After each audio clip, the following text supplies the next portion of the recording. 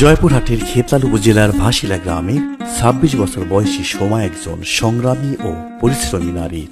ধর্মীয় অনুষ্ঠান, মেলা সহ বিভিন্ন গ্রামের অনুষ্ঠানে তিনি বিক্রয় করেন ১২ ভাজা, ফুচকা এবং নানা ধরনের ফলের মাখা।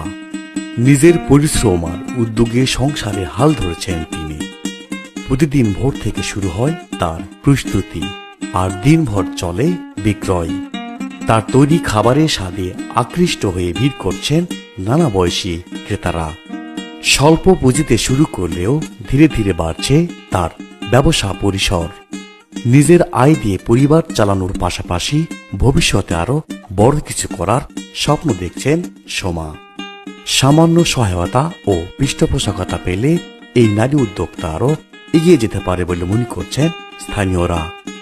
পরিশ্রম আর দৃঢ় মনোবলে স্বাবলম্বী হওয়ার এক অনন্য উদাহরণ হতে যাচ্ছে এই সোমা।